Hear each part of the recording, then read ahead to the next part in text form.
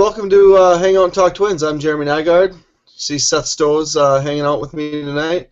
And we're here to talk Twins baseball over the last 7 days. Seth, how you doing? I'm doing wonderful. Finally enjoying some nice weather, and if not for the Twins kind of losing here a little bit, losing streak, everything would be wonderful. Now, Yeah, I have to ask you a couple of questions. First, you said you get 2 weeks worth of school left, right? That's correct. Because, here everyone's done already. But anyway, that's another point.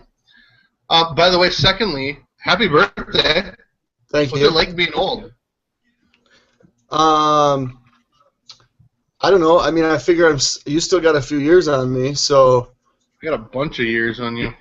You got years. You got the hair. I mean, if I just hang out with you forever, I'll be young. And I think that's perfect. That's terrific. It's a good strategy. Anything else going on with you? Anything else going on in your world? I'm assuming that you're alluding to my family news. I'm just throwing out the question randomly, and you can kind of talk about whatever you want or not talk about anything that you want. But if you want to, you certainly can. Well, what Seth is alluding to, even though he's trying to pretend like he's not, Friday night, we celebrated my daughter's 8th birthday, and her final birthday present was a bag, a small bag, one that you would probably put jewelry in, and instead, inside of it, she found the thing she's been asking for her birthday or Christmas or any random day for like the last 5 years, and that was a picture of a sonogram that she'll be joining. She'll be having a baby brother or sister. So I'll be having a 4th child that I need to care for and, feed and stuff in the middle of December. Is that it? Is that what you're talking about? That was what I was talking to. So if anyone wants to support and sponsor this podcast, Jeremy could really use that help. So email or tweet him. But anyway, seriously, congratulations. That's pretty exciting. Yeah, thanks. As you told me, you got the infield covered at that point? Yep. Just got the outfield to work on. That's right. I'm going to leave that for my siblings they can have kids and provide the outfield for our family games. There you go. That sounds fair as well. So big news, big day, big week for you, huh?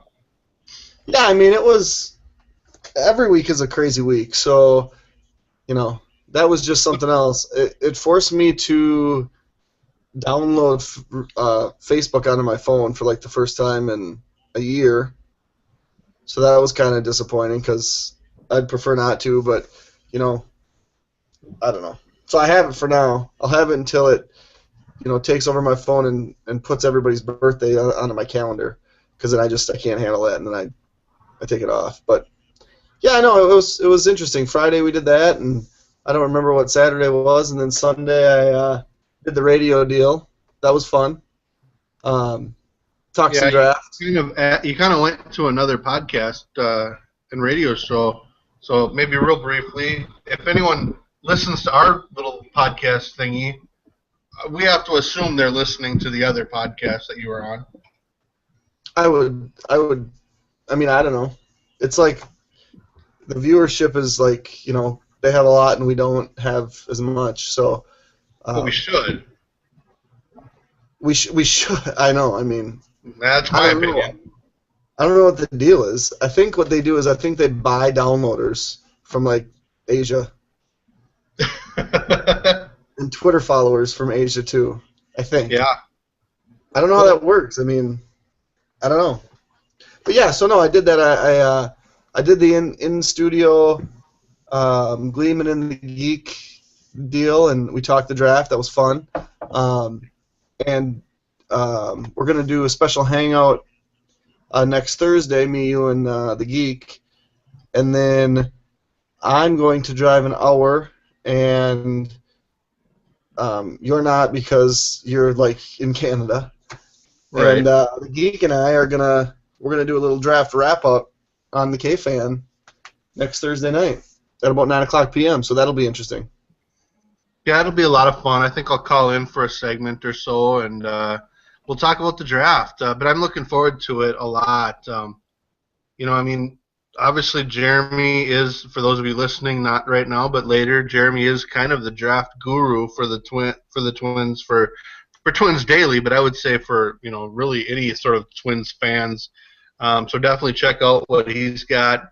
Um, and then, I mean, that hangout should be a lot of fun because I think we're going to go that first hour during the draft, so we'll be able to kind of talk through it. You can watch with us live, and we'll kind of react and respond with the picks that are made up to the Twins pick, which is, as you know, the number 5 pick overall. And then, yeah, Jeremy will head into KFan, and we'll be on for an hour at 9. So kind of a lot going on. And if you, as a little, I guess, mention here, if you go to Twins Daily, there is a lot going on right now. If you noticed, on the front page right now, there are 8 new articles today. There were 6 earlier in the day, and then tonight I know we published Steve Boer's article on Cole Stewart kind of a year after he was drafted to see how he was doing. I mean, there's a lot on some of the topics we'll talk about tonight. I know I did a kind of a look back at the 2013 draft. There's just a ton there, so be sure to check out Twins Daily. We continue to do our draft previews. Today it was Eric Pleiss taking a look at Kyle Freeland, the left-hander from Evansville. Tomorrow I know I'm writing one up that I'm about half done with, so be sure to check that out too. So without further ado, I'll turn it back over to our host here, Mr. Nygaard. Well, yeah, I was just flipping through some of the stuff there too. I haven't read the Cole Stewart thing, but I'm interested to read that.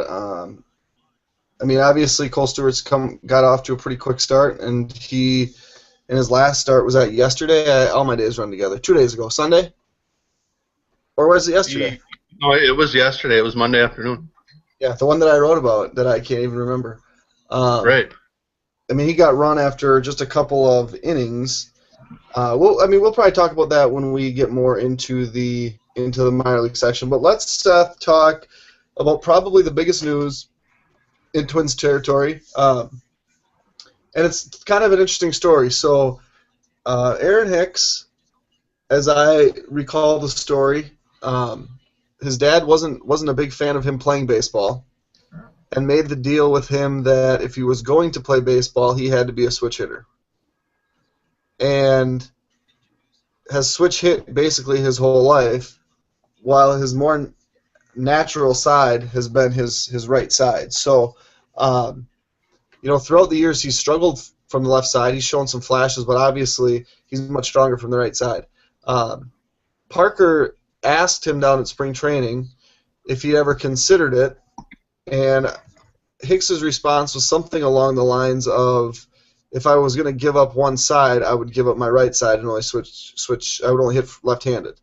And that kind of put the whole give up switch hitting thing to rest, because no one wants to see Aaron Hicks take all of his plate appearances from the left side.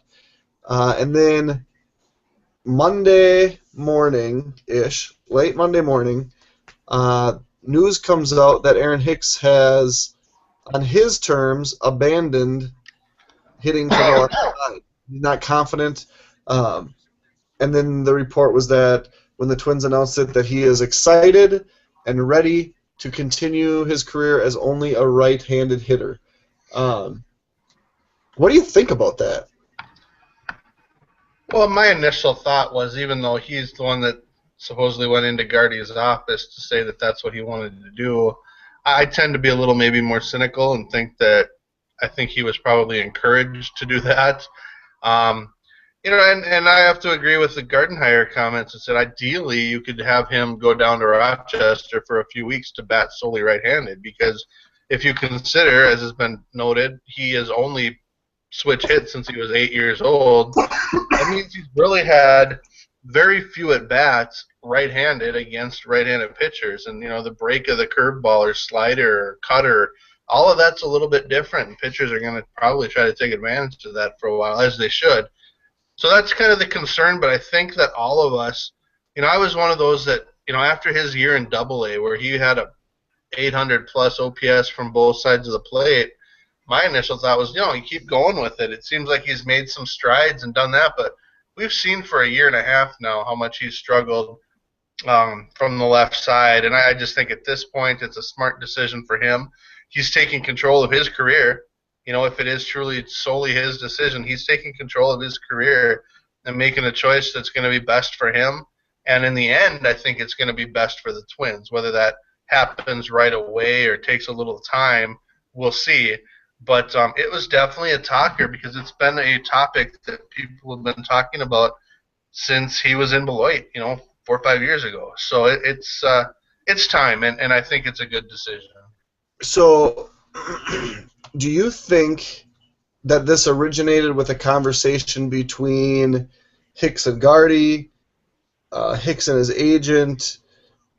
Where do you think this conversation started? I mean, I'm not sure. I don't know that we'd ever know that. It may have been a conversation with Gardy and Rob Anthony and Terry Ryan, for all we know. And they may have basically said, hey, this is what's going to happen. Or his agent may have looked at some numbers and said, hey, Aaron, you know what, we got to start considering this. And that conversation may have happened in April, or in March, or even during the off season. Having talked to Aaron Hicks a few times, I mean, it does sound like you have to kind of wonder if maybe he had a conversation with even like Rod Carew or something, because he's kind of been his mentor. He's been his coach for a lot of years, and I'm sure he's probably enlisted a lot of opinions, even though it sounds like a lot of people may have been surprised. I would assume there would have been a lot of conversation about it beyond just, hey, I'm not really feeling confident and comfortable over here. I mean, maybe I'm wrong. What do you think?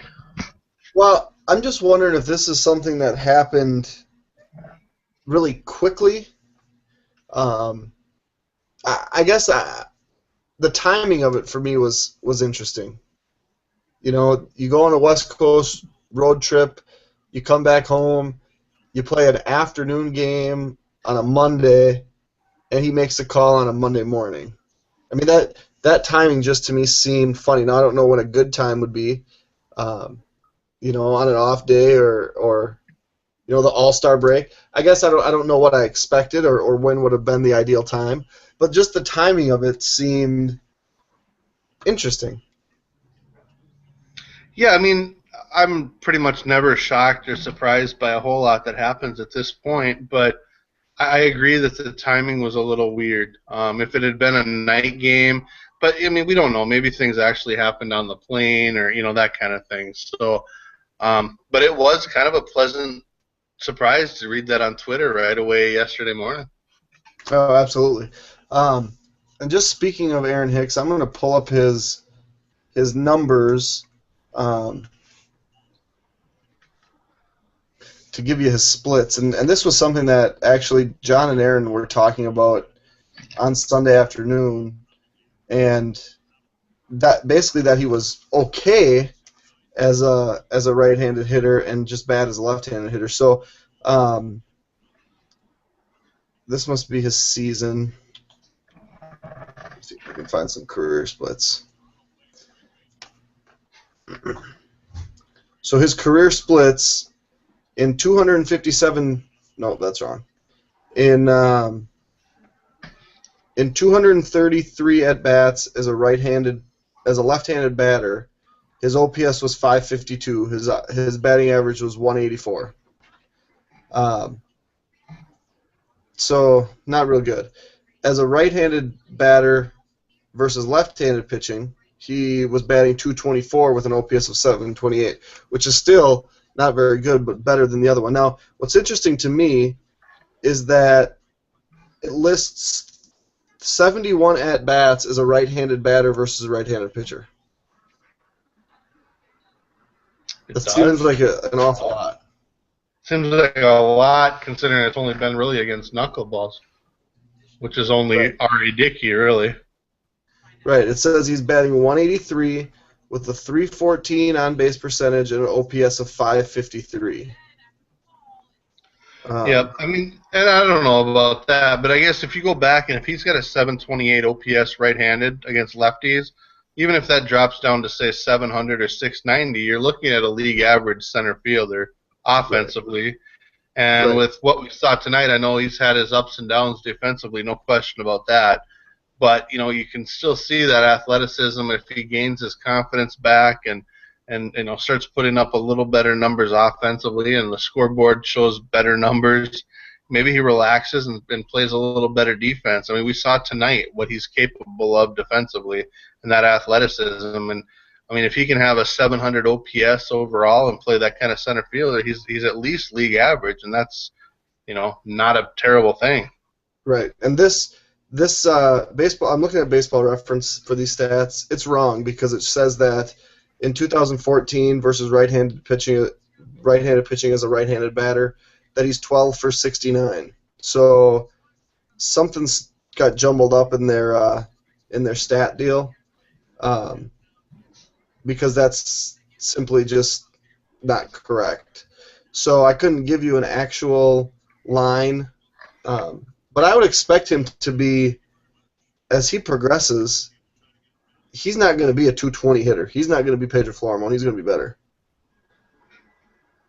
Oh yeah, I mean, I shouldn't sound quite so confident, but I mean, I think he can be. I hope he can be. I mean, if he can be a 240 guy that gets on base 34, 35% of the time, and he's shown that ability to get on base 10% better than his batting average, if he can continue to do that, I mean, that puts him back into consideration for a top of the order type of a spot. Not that I think they should, but I mean, there's no certainties in the game, when it comes to prospects and such. And hopefully this has been this is the type of thing that can kind of jumpstart something going forward. I mean, I anticipate he's going to struggle a little bit, as he's learning pitchers, as he's learning breaks of pitches, what righties throw righties in these certain situations. I mean, it's going to be another adjustment, but at least he's making it. Right.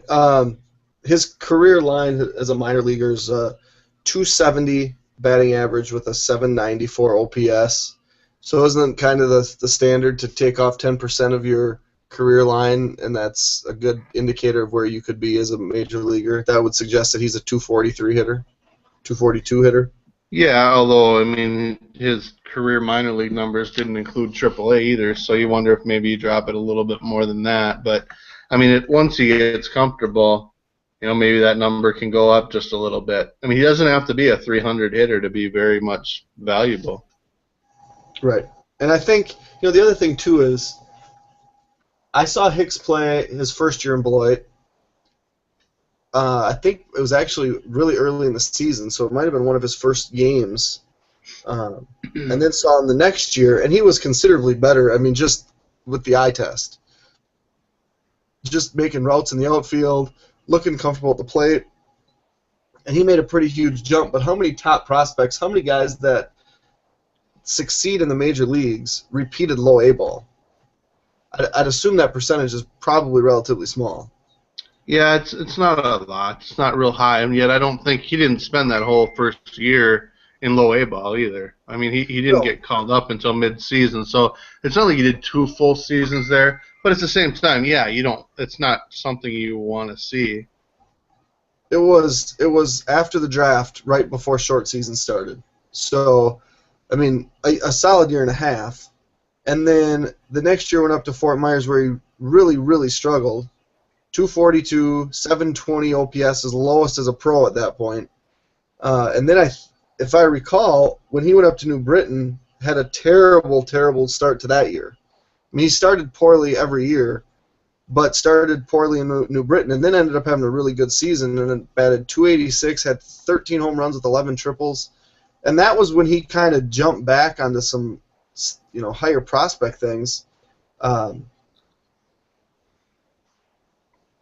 Rated 72nd by MLB.com. He kind of dropped. He was still getting consideration, but it almost in hindsight strikes me as funny that putting up the numbers that he did, that he was rated as highly as he was. He was rated as high as 19th in the Baseball America Top 100.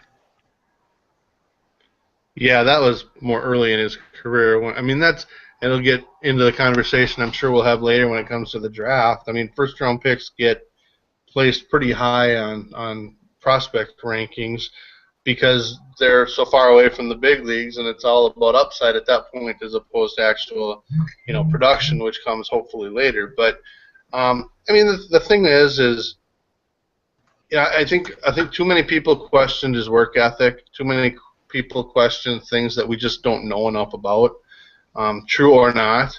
But I think at the end of the day, it's what's best for his career, and I think he's making that decision. I just the thing that was exciting, and it still gives me hope and belief that he can be a very good pitcher, a very good outfielder and hitter at some point, is that 2012 season in New Britain, where I used to say all the time that he filled the stat page. I mean, he hit for an okay average. He got on base. He hit a bunch of doubles. He hit a bunch of triples, and he hit a bunch of home runs. I want to say, I'm not looking at it, but I think he had a dozen triples and a dozen home runs and 20-some doubles, and he scored a lot of runs. He stole like 30 bases. I mean, there was just a lot there to like. So and I go back to the Brian Dozier thing. A year ago at this time, on this date, 1 year ago, Brian Dozier was hitting 197, and his OPS was about 500. So, I mean, it's always a little scary to just give up on players too quickly. And, I mean, we see that with Parmley. We see that with other guys, that you want to hold on to those guys you believe in as long as you can, because you just never know when it's going to click. And I still believe that it will click at some point for Aaron Hicks. But is it going to click without heading back down to AAA? Well, and that's the question the Twins have to ask, and that's a question that they can, I guess, better ask at the time when Sam Fold is able to come off the concussion list, which hopefully won't be too much longer. It'd be nice to see him get a few hits here while he's batting right-handed. I don't know. I mean, I'm one who believes in minor league time. I believe that you can get better by getting pushed in some cases, but sometimes getting pushed too quickly, and it's all an individual thing, ends up worse for the players. And I think that's what we saw with Hicks last year. I don't know. I don't think there's a easy answer for that. There's not a right or a wrong answer. Off the field, I mean, off the field, things have broke just about as well for Aaron Hicks as they possibly could. The guy that's going to take his job has been laid up with an injury since, a month before the season starts. The guy that was his backup was placed on waivers to bring in another guy that was going to be his backup that now has been out with a concussion for 2 weeks. So things have really, I mean, for as bad as he could play, and tonight, I mean, since he's made the change, he's got a couple hits. He's played the defense, but the whole thing is just, you can't fault the Twins for guys getting hurt. If Bartlett turns his retirement papers in 1 day earlier, and Sam Fold's not on waivers on Easter Sunday, Mastriani's still in the organization, and Hicks can go down. I mean, it's hard to blame Aaron Hicks for being bad in the majors when he's going to get this time in the majors because there's really no alternatives. Right. I mean, and you're right. You said that well, because some of it has been self-inflicted. And I think, we can bash the Bartlett decision as much as ever, and I agree that it didn't make a whole lot of sense. But I'm also not convinced that he wouldn't have been just a fine center fielder just because he looked bad one day in left field. But other than that, yeah, you lost Alex Presley, who probably could have been okay, but he's certainly been pretty bad with Houston. So I don't feel like he lost anything there. You took a chance to get him through waivers. With Mastriani, I mean, you're right. I mean, one more day, and they probably would have known a little bit more. And also, why would anyone claim Darren Mastriani? That's the other part of it. But, I mean, getting Sam Fold was the right thing. I mean, we all applauded that, and you can't predict a concussion or how long it will take for him to get back. Kenny Wilson just wasn't even close. I mean, there was no reason to bring him up at any point. So, I mean, honestly, I don't know. You take away maybe the decision to DFA Presley at the beginning of the year, and maybe things are a little different, but I don't think we're feeling any better about the center field position at that point than we are. Right. I guess if you look back, and I don't know how it all shook out transaction-wise, but there had to be room made for Jason Bartlett, which I think you can circle back and you can say having to expose someone to waivers and losing a guy, whether that was Presley or whether it was somebody else, having to do that was really unnecessary. And though Presley wouldn't be the answer, he could be at a minimum a 4A guy that could go, that could be a fourth outfielder at worst and be a starting center fielder in the big leagues. That's basically a step ahead of what Clete Thomas was last year. And I think, I didn't shed a single tear or even feel bad when Presley was exposed to waivers and lost to the Astros because he's not very good. But just not having a backup center fielder is frustrating. I mean, Rochester should have a center fielder. Instead, they're jogging a middle infielder out there basically every day. Gardy says Chris Herman's going to go down and play some center field. This is not how you put center fielders in the major leagues, especially not a team that's had really good center fielders for the last, when did Kirby start? 85? 84. 84? For the last 30 years. I mean, they've had a solid center fielder for 29 out of the last 30 years. And, that's just, it's too bad. Yeah, I mean, and the only thing I feel bad about is that Danny Santana's up not getting better at shortstop because he is the backup center fielder. I mean, to me, that's beyond.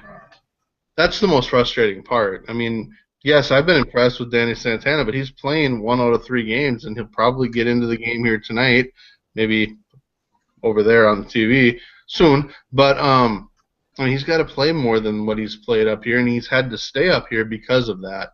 And again, it goes back to the Fold injury. That's the only one that is frustrating for me. But roster construction has been an issue all season. And it started with the Bartlett decision. I know a lot of people don't agree with the Guerrero decision, but that hasn't proven to be a very big deal. I don't know. I mean, you can't predict everything that happens. Don't you think, though, that part of the Santana thing is the Twins realized that Escobar was playing out of his mind, and they were just waiting for him to hit a stretch of not being very good where they could get Santana in more. Escobar continues to hit and hit and hit and hit doubles and play really good defense that you just can't justify splitting that at 50-50 or, any other way right now than Escobar is the starting shortstop. And at this point, he should be.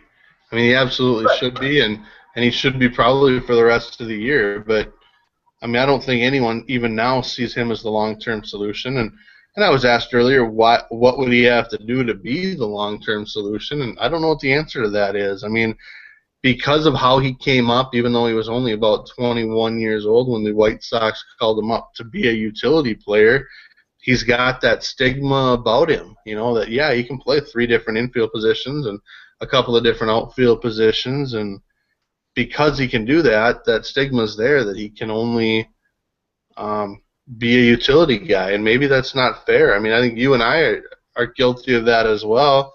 We saw what he did down in the Venezuelan Winter League, and we even made the comment, yeah, I mean, that's great, but, let's see what happens. We aren't expecting him to be a starter. I always said I like him a lot as a utility guy, but not as a starter. At some point, you just got to go, hey, he's pretty good. Let's just go with it for a while. But we're kind of off topic there. I'd be curious what others think about, Eduardo Escobar and what he'd have to do to kind of prove to you that he could be an everyday player. He's still young. You can reach us during the show if you're watching live at Twins Hangouts on Twitter. There's also the Q&A button that I've enabled that you can ask questions and we can answer them and then tag them live during the show if you go to the Google page. You can leave comments on Twins Daily if you found us on Twins Daily. Uh, Eduardo Escobar, ooh boy, Eduardo Escobar Hmm. on the season is batting about 340. He has 15 doubles. So I would just like to continue this conversation because you asked what he had to do. Um, I want to say the Zips projection on Fangraphs had him at 261 was their projection. I don't know that it gives doubles. Yeah, 261 with 17 doubles. That was their preseason prediction. Um, right now, their updated Zips is that he'll bat 283, have an OPS of 731, and finish the season with 32 doubles. If he does that, if he bats 283, has a 730 OPS, and finishes the season with 32 doubles, is that enough for you to say, yeah, he's a starting shortstop going into 2015? Absolutely. I mean, but at the same time, I know that I'm not the highest on Danny Santana as an everyday shortstop either.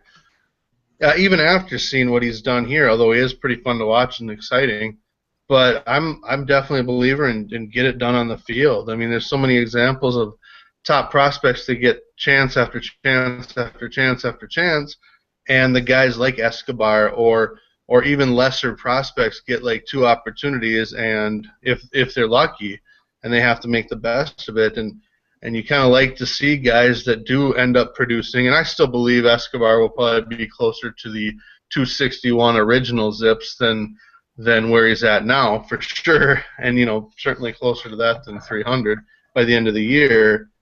But if he is hitting those numbers that you said, he absolutely should go in as the starting shortstop and someone that needs to be beaten out. And I mean, I think we should point out, too, that he's been hot for less than a month, which was approximately the same amount of time that Chris Colabello was, unreal. And it can all come crashing down pretty quickly. I mean, Colabello's preseason Zips had him had a 240 average and a 727 OPS. No, excuse me, a 715 OPS. And then updated Zips, even after his hot start, has him at a 240 average with a 698 OPS. And right now he's batting 232 with a 657 OPS. So I think they have him coming up a little bit. But man, that he went from hot to cold in a heartbeat. And I think I think Parker has done a great job with his heat maps and stuff, all the stuff that he uses to show just how the approach has changed, how teams pitch him differently. They're not coming anywhere near the inside of him. And that was kind of his thing last year. He stood so far away that if you were anywhere on the outer half of the plate, he wasn't touching it. Well, if he changed his stance a little bit, he needs to go back and he needs to kind of refigure himself. And I know, I mean, we're getting off topic again, but that's another guy that was an example of had it, lost it. And Eduardo Escobar could regress pretty quickly. But let's not forget that Eduardo Escobar last year had a huge April. And there were a lot of people talking about that, but it didn't take long for him to get back to Rochester as well. So, I mean, it's a funny game, and it is a game of streaks, and the best players are able to minimize the negative streaks more than the others and be consistent over a long period of time. And it plays out the way it's supposed to play out at the end of the day. I mean, you can't give up on guys too early. And, you have to realize that guys are going to go through some adjustments, and the best ones are the ones that make those adjustments quickly, if at all. Could we just look at our crystal ball? I'm gonna ask you to. Are you comfortable at all, or how comfortable are you penciling Eduardo Escobar into a 2015 utility role? Really confident? I mean, Like he's on the very 25. confident? Yeah, he'll be on the 25 man. No question. No comp. I mean, he'll be competing with the likes of James Beresford. Who Maybe. else is there? Yeah, I mean, they could bring in some guys, or Eduardo Nunez might be in that picture, and Danny Santana could be in that picture, and other minor league free agents. I guess looking at AAA and AA. I mean, the guys like Beresford, like Bernier, those types. There'll be some of those types in there as well. But I mean, Escobar's earned it. I mean, there was no question he was making the roster this year. So, I mean, I'd say, especially with him being out of options, there's no chance of him not being on the roster next year, pending a complete breakdown. And I'm good with that. And I think, defensively, he offers a lot, and I'm totally cool with his versatility. Even when he played left field last year, this year he made that one pretty costly non-catch. Was that in Cleveland? But at the same time, he looked okay last year when he was just kind of thrown out there. He has a good arm. That he could be could be part of this solution, even if it's not as a starting shortstop. Let's move on to the next topic here. Let's talk about the turnaround and now this crazy streak that Phil Hughes has going on. I want to say, is it like 150 some plate appearances without a walk? Does that sound right? I mean, I think it's closer to 170 or even 180 at this point after tonight. Not that we can say too much legally about the game being played, but I think we can say that Phil Hughes again did not walk anybody, which has kind of been his story the last month. Yeah. Is this the new Phil Hughes? Well, I mean, I think we all hope so. It's such a fine line out there when you're not walking anybody, because you can't throw it down the middle. I was talking with others about this as well. There's one thing if you're not walking people. There's another thing if you're actually able to get people out. And I mean, if you watch him, he just throws two pitches, a fastball and a cutter, and that's it. I mean, he's like Mariano Rivera in the starting role, and I mean that's all he throws, and he's got to have his control. He's going to get hit sometimes, so I don't expect him to have this kind of a stretch very long or very often. But I think when you're not walking people and you're not throwing it right down the middle, which was that's the negative side of pitch to contact, is you just throw it down and let everybody crush it. I mean, when you're doing what he's doing, you can be successful. I mean, that is the definition of what the Twins want pitchers to be able to do.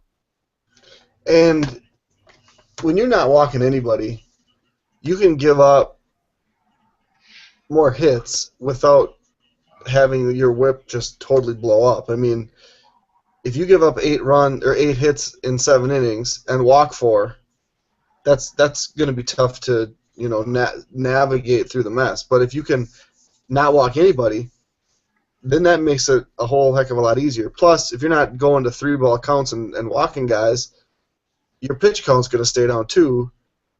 And I mean, that pays huge dividends not only to the bullpen that night, but really for the rest of the year. Easily the best free agent signing so far for the Twins? Oh, certainly. Well, I mean, certainly because the Twins had such a big need at pitcher. But, I mean, obviously the Suzuki signing has proven to be really good too. But, I mean, pitching is what they needed, and Phil Hughes has been everything they'd hoped. Again, pitching at Target Field or in some of the bigger ballparks they pitched in over the last month certainly has helped. There were probably a couple of fly balls he gave up tonight, or certainly on that road trip, I think in San Diego he pitched, that probably in Yankee Stadium would have been a few rows deep. And that's okay. Like you said, if you're confident, if you're throwing spots or throwing strikes and hitting spots, you're in a smaller ballpark. Yeah, you're going to get hit every once in a while, and you're going to have those clunkers. But for the most part, it's going to be more success than not. The next topic on our list is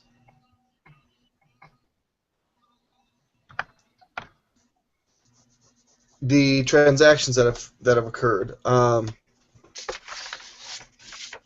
We all know that on Sunday after the game, Oswaldo Arcia and Josh Willingham were recalled. Actually, Willingham was activated. Arcia was recalled, and the two Chris's, Colabello and Herman, were sent down. Any surprises there to you?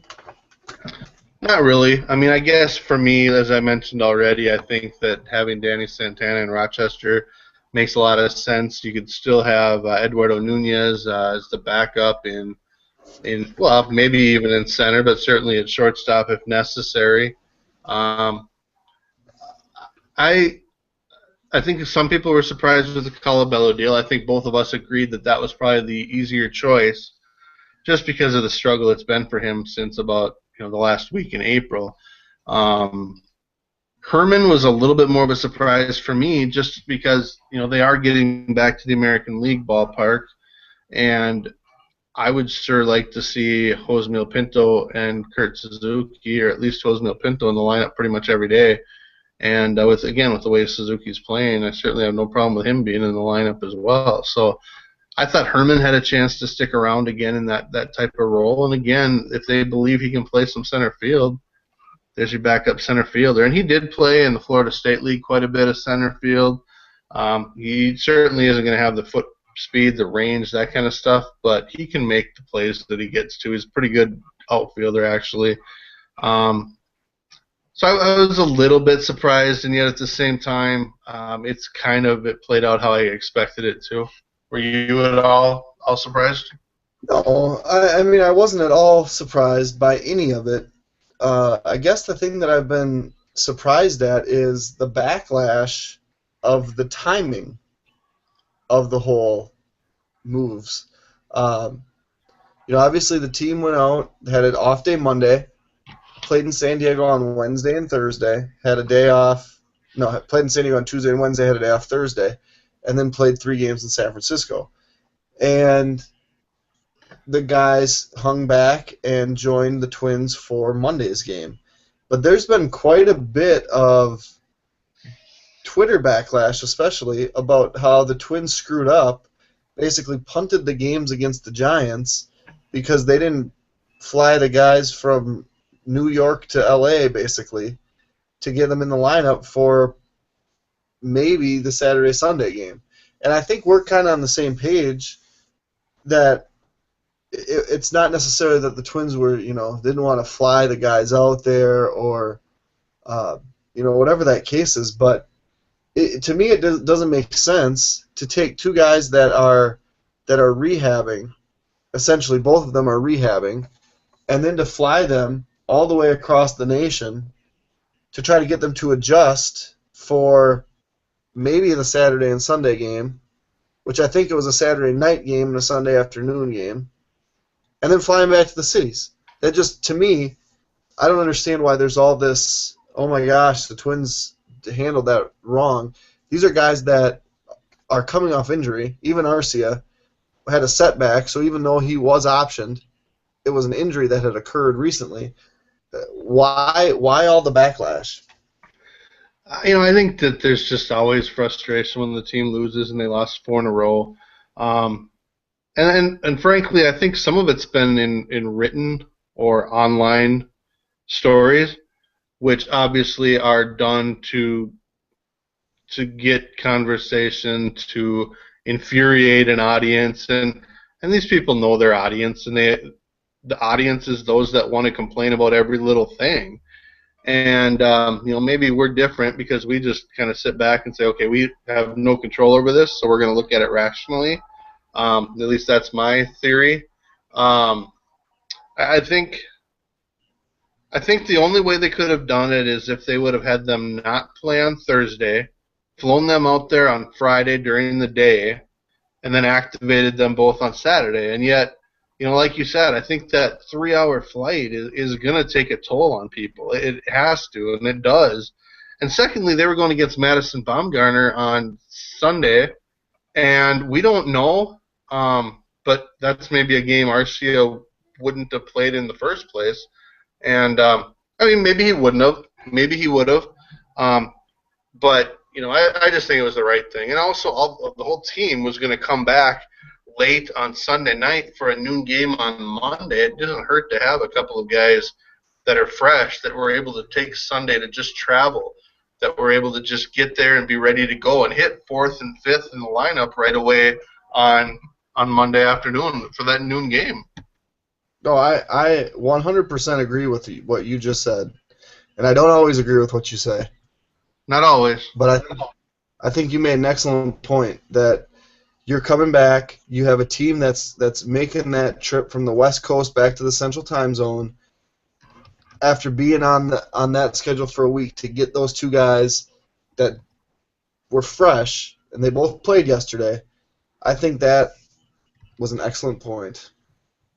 Yeah, and you know what? I think both of us would also say that this is our opinion. We're not saying what's right and what's wrong or whatever. It's just our opinion that it was the right thing to do for those people. We forget that these aren't just robots. I mean, that 3-hour or that 3 time zone delay is going to have an effect on them, especially in that night game. And then you're adjusting right back to 2 hours the other direction. I mean, that's going to mess you up like crazy. There's a reason that MLB has rules that if you travel 2 time zones, or maybe it's more than 2 time zones, either way, 3 fits into the category, that you are required to have a day off. You'll notice that if the Twins ever have a series on the West Coast, and even if they go back to play on the East Coast or something, they're going to have a day off there. And, I mean, that's just the way it is. So, I mean, I just think it was the right thing to do. I mean, as we'll get to here shortly, I'm sure. Holy cow! Is this real? Did Ben Revere just hit a home run? You might be ahead of me a little bit. I don't. No. But did Ben Revere just hit a home run? Did he? Well, it's on Can't Predict Baseball, and it's on a few other things. So it must have. I don't know. If someone can let us know, send us a tweet or do something here, because yeah, that's what it says off of whoever Logan is from the Rockies. Boone Logan would be a lefty, I would assume. Yeah. Okay, I apologize. I got a little bit sidetracked there, but that's like huge news. If you put money on that in Vegas, you'd be a millionaire right now. Yeah. Okay, let's move on. Let's talk about your preseason pick to click, the resurgence of Jason Kubel. Yeah, how's that looking right about now? It's not looking very good for you. No, in fact, before the show we were talking, and I was the one saying, I wonder if he is, if he's going to be on the roster tomorrow, and I'll let you explain why tomorrow is a big day for him. Yeah, when Kubel signed, obviously he signed a minor league deal that had an opt-out date, and part of his contract was he would make $1 million if he was in the major leagues, and he would also get $150,000 roster bonuses at 30 days on the active roster, which he was playing well and did, and then again at 60 days, which, if my math is correct, would be due to be paid out after he plays on the 60th day, which is tomorrow, May 28th. Kubel's not in the lineup today, and essentially what would happen is if Kubel is on the roster tomorrow for the game, he would be owed $150,000. If he's not on the roster, the Twins would not be even on the hook for his major league salary, and he could be, they could do a number of things with him. They could designate him for assignment, which I think would be unnecessary because there's no trade value. They could put him on outright release waivers. They could put him, just on send him through waivers. Given his time in the major leagues, I'm assuming that he has the right to decline that assignment, and there's going to be something to talk about here after this game's done. I know. And become a free agent, which Yeah. is interesting. What you say, whatever you need to say. Yeah, I was gonna say, you watch what's going on over there. This is the difficult part about us podcasting during games, but we're both too old to be up when the game gets over and then talk for 2 more hours like we normally do. So most of you are probably watching that and wondering what's going on. We'll just say there was a play at third base here in the bottom of the ninth that we'll be talking about later. But I think a lot of people may hear that the Twins just don't want to pay Jason Kubel this $150,000, and it fits their old, pull ads are cheap kind of thing. And in this case, that's not the case. The reality is he hit really well until about, April 12th.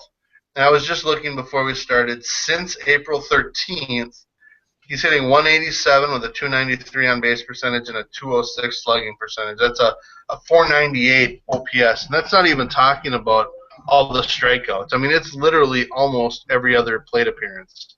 And the things we saw at the beginning of spring training, where he was just unable to hit or make contact and didn't look like he was seeing the ball well, or his bat speed was slow. All of that is what we're seeing again now. I think he's had not much success here in a month and a half. So if that were the case, if that's what they're going to do, it would be about performance. It would not be about $150,000. That's nothing for this situation. Right, and I guess my point too is that it's not about the money, but if you're going to make a decision, if he's on the bubble right now, don't pay him the money and then get rid of him 3 days from now. It's like in the NFL. It's not that you're afraid to pay the guys their roster bonus, but if you're going to cut bait before you pay him the roster bonus. Otherwise, it was just irresponsible. It's literally like lighting money on fire, which is dumb. So if you're going to do that, you could send it to us, and you could be our sponsors. Yeah, or we just quit doing everything and not talk about anything because we'll just take your money. And we're good at that too. I don't know that people would actually do that. Give us money to not have a show? I don't think we're that bad, though, honestly. I mean, I think people just not listen to us. That's true. I mean, I think we are kind of knowledgeable. But I think we know a thing or two. Can't predict ball. There's another one. What just happened on the screen, which we'll talk about at the conclusion of the game. But let's talk now about Chris Parmelee. He's not a shiny new toy anymore, and he hasn't been for like 3 summers and a September. Yep. And frankly, when he came up here a few weeks ago, he had 4 pretty good games. He was 7 for 16 in his first 4 games. But the researcher that I am, before this show here, I checked in the 10 games before tonight that he has played since then. He is 3 for 34, and his OPS is 400. So, I mean, there's another situation. Now, we talk about this as if there's guys that are, making it or, stomping at the door to get called up to the big leagues. That's not the case. So, I mean, I think these, at least Parmelee right now is probably pretty safe just because there's no one necessarily to call up. So, and it'll be interesting, and we might be able to talk about one of the craziest bottom of the ninth innings ever in like a minute. Oh, sorry, I'm ahead of you a little bit. Sorry about that. Those of you listening. Piranhas, baby, they're back. The piranhas are back. Yeah, all right, why don't we just... Wow. Can we start by talking about if you are a Gold Glove third baseman and the ball is hit to you and there's 2 outs, to just forget about guys running at you and throw the ball across the diamond. Yeah, like your coach to do. That was a stupid play by a guy. You know what I'd have done if I was Nunez in that? I would have got up and I would have tapped him on his head and said, yeah, I know he would have loved that. That's what I'd have done. Okay, so can we recap now that the game's done? Yeah, let's do that. So here's the bottom of the ninth. Twins down one. Um, let me get this exactly right because I don't want to err on this one. Those of you listening, Twins are please down. be patient with us because that was the craziest inning, and we want to make sure we're recapping it appropriately. So it's 3-2. Um, Danny Santana finds himself in center field, and now in the lineup, which comes into play now in the ninth. Um, let me just figure this right here. Okay. Trevor Plouffe comes up to start off the ninth inning and hits a routine fly ball that the center fielder catches on left center field. There's now one out. Twins are down one. The next batter is Oswaldo Arcia, who almost hits a home run to deep right center field, ends up on as a double. Josh Willingham strikes out on a check swing, on a full count check swing for the second out. So Twins are still down one. There's two outs. But luckily for the Twins, the heart of the order is coming up. And it's starting with Eduardo Nunez. And Nunez hits a line drive to the right fielder, and Arcia scores to tie the game. So it's now 3-3. Eduardo Nunez was in the game, by the way, as a pinch hitter earlier for Chris Parmelee against a right-handed pitcher. Oh goodness, I didn't even know that. That speaks volumes. Also, that Jason Kubel wasn't the pinch hitter, which makes you wonder if he just wasn't going to be used today because maybe he's on the waivers. Anyway, the next thing is where things start to get goofy. Kurt Suzuki, the road runner that he is, grounds the ball to Adrian Beltre on a routine enough ground ball. Beltre, instead of just making the throw over to first, which he's done a bazillion times as a professional baseball player, tries to get Eduardo Nunez out at third base. Nunez kind of runs around Beltre and then slides feet first basically from right field to beat the tag. So it's now first and third. Washington comes out and argues, goes back to his bench. First and third, two out. Still a tie game. But the big-time heart of the order is Eduardo Escobar, and now he's intentionally walked for probably the first time in his baseball life. You got to assume before the game, Texas said, who are the guys in this Twins lineup that we don't want to beat us? And I'm thinking right at the top of that, you got Brian Dozier and Eduardo Escobar. So that came to play here. Yeah. So the next guy up is Danny Santana. Now I'm figuring in the world of can't predict ball, Santana's probably going to walk and the game's going to be over because Santana doesn't walk. Instead, doesn't really walk anybody either. Instead, he hits a little dribbler to the right side, well, his left side, the third base side of the mound, and Soria fumbles the ball, call it an error, and Eduardo Nunez scores, and it's game over. Twins win. I mean, honestly, that is the weirdest ninth inning, and if those of you that were watching us earlier, I'm sure that we probably made no sense the few few pitches or 10 minutes before we actually the game ended.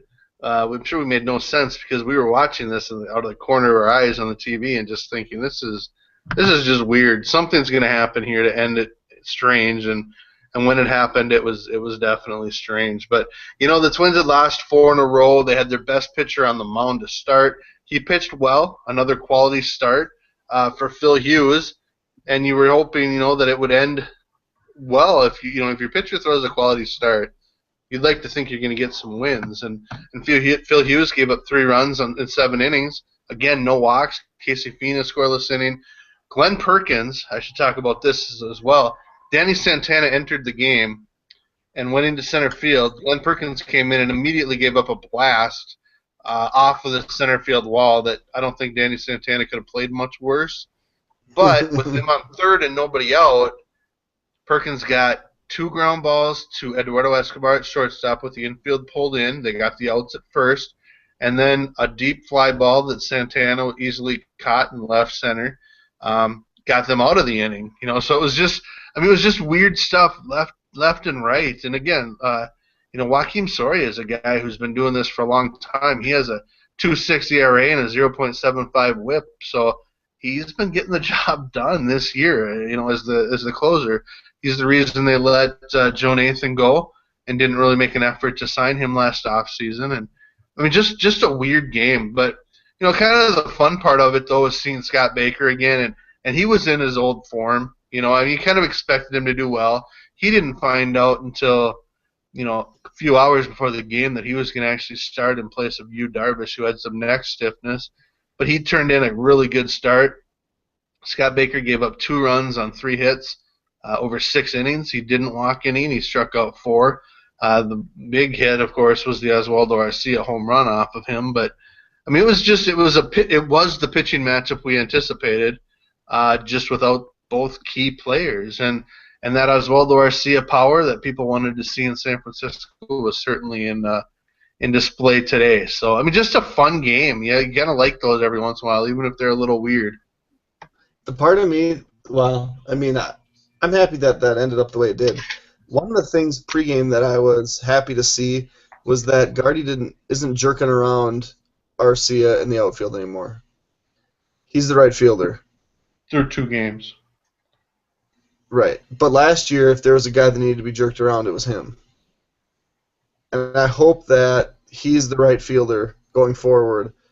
And if Willingham's the guy in left field, or Kubel, or whoever the other outfielder is the left fielder. And I know that Gardy claims that it's difficult. Well, I think they're both difficult. But I could handle seeing Arcia and Santana celebrate wins every night like that. What was that all about? That was the craziest thing ever. All he did was hit a little dribbler. They should have gone out and congratulated and thanked Soria for that one, or Nunez for being the guy that got it to that situation.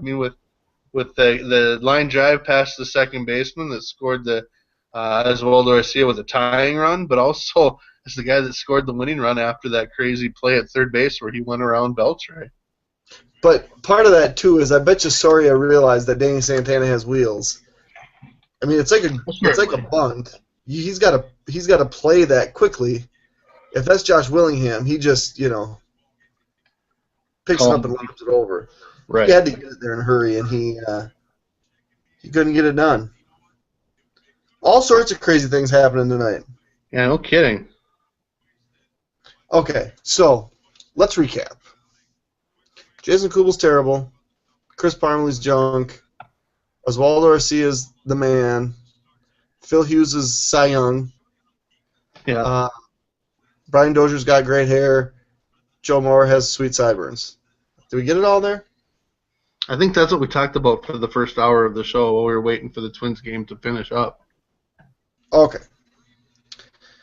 Now, do we want to talk minor league recap, roundup, or we got a question. Uh-oh. These are always scary. Yeah. She says, this is totally not This is great. She says, hey guys, I need to do a 20-minute short film for film class. Can be of any genre. I'm stoned and stumbled upon this. Any ideas? Well, that is typically how we get our readers and our listeners and our viewers, is they have to be a little bit stoned. So right. Welcome. We appreciate that. And any genre. How about, crazy sports wins? Yeah, and the crowd goes wild. Ah. I'm also a big fan of 1870s to 1900 historical things, like little, what do you call it? Historical fiction is always fun. I think that's a fun genre.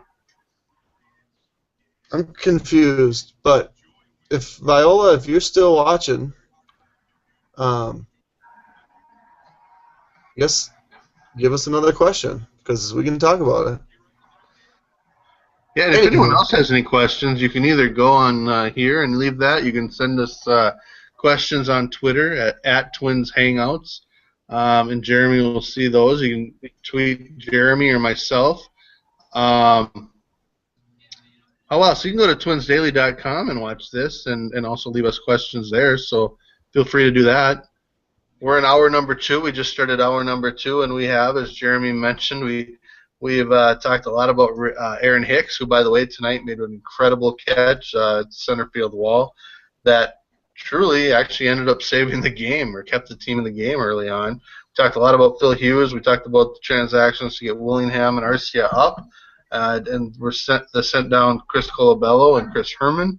We talked a little bit about the apparent irateness of some fans for why RC and Willingham didn't fly 3 time zones away to play a couple of games, probably without their legs, and then fly back right away with rehabbing. Talked a lot about Kubel and a little bit about Parmalee as things were going on. We haven't even gotten to the draft of the minor league system yet, so I think we'll probably do that shortly. But I know today also, Jeremy, you mentioned that the first rendition or whatever of the All-Star game vote was tabulated. yeah, and only 2 Twins made the list, and that was Brian Dozier's the 4th second baseman, and she Kurt wants an Suzuki. idea. She's still watching. She says, "I'm still watching, and we're awesome, but we would be even more awesome if we gave her an idea." Does it have to be sports related, Viola, or No. could it be anything?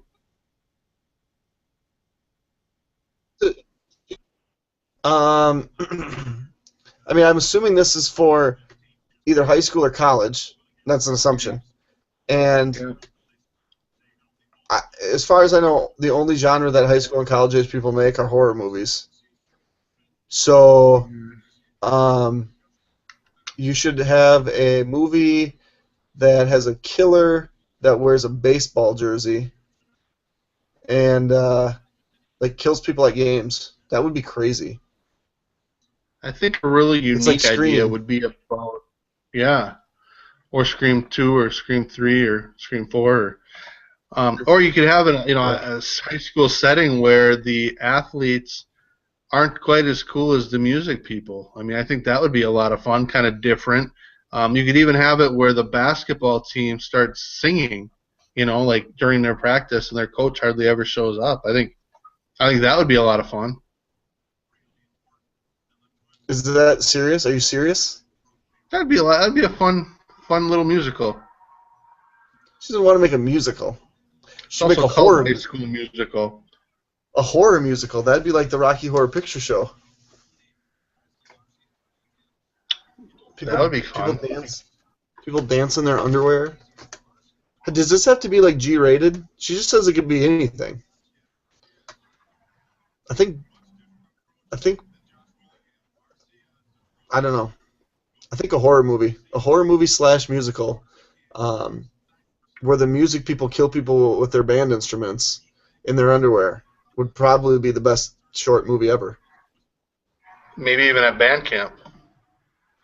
They don't use a flute, do they? So yeah. All right, but anywho,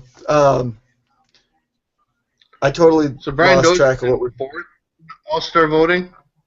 Oh yeah. Fourth, but like way, way back.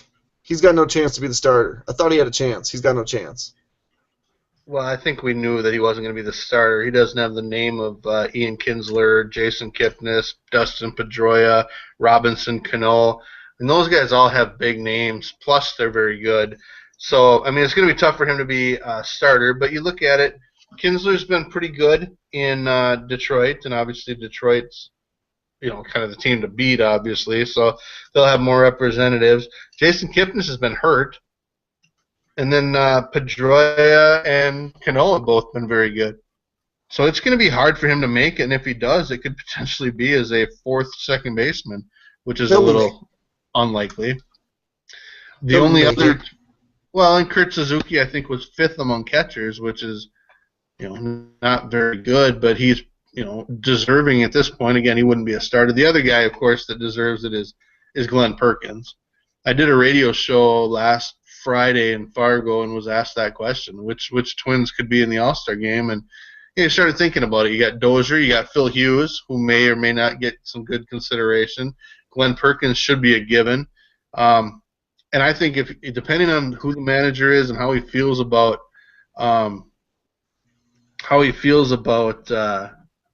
middle relievers being in there, Casey Fiend is as good as anyone in that role so far this year, and he has been for the last year and a half, almost 2 years ago since he got called up to the Twins. So, it'll be interesting to see how that plays out. But there is a whole, month before those teams get named, so we got a little bit of time.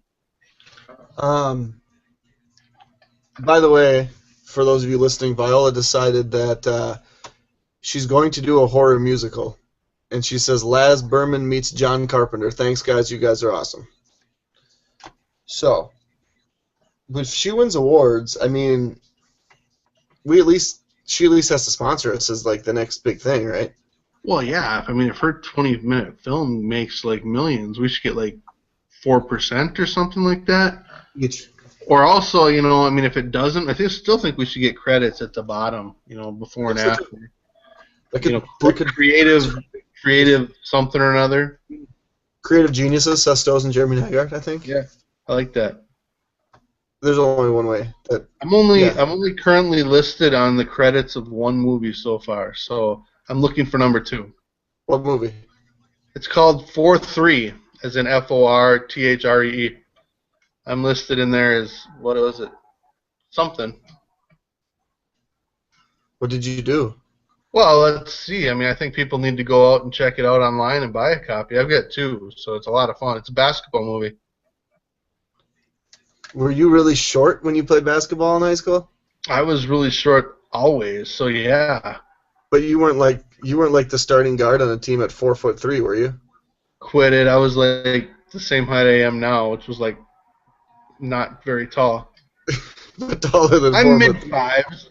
I asked if they'd put me at 5'9", and they said, no, we're not going to do that. So I think I was listed at 5'8".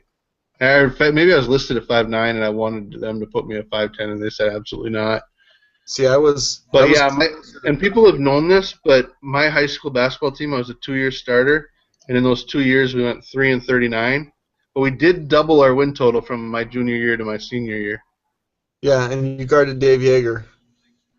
That was just in a scrimmage. Oh. They were good. Staples was good. See, I was the other way. I was like 5'11"-ish, and they wanted to put me at 6 feet, and I was like, no, I'm a point guard. I want to be 5'10", because then if I rebound the ball, they're like, hey, who's the 5'10" point guard that gets rebounds? That's a good point. That is a good point. I like that. So if you were really 5'8", and then you're listed at 5'10", but you're playing like a 5'8" kid with 0 rebounds, you should be way quicker at 5'8". You know what I mean? I was pretty quick back in the day. That's what I'm saying. But be the quick 5'8" guy, not the 5'10" short guy that can't get rebounds.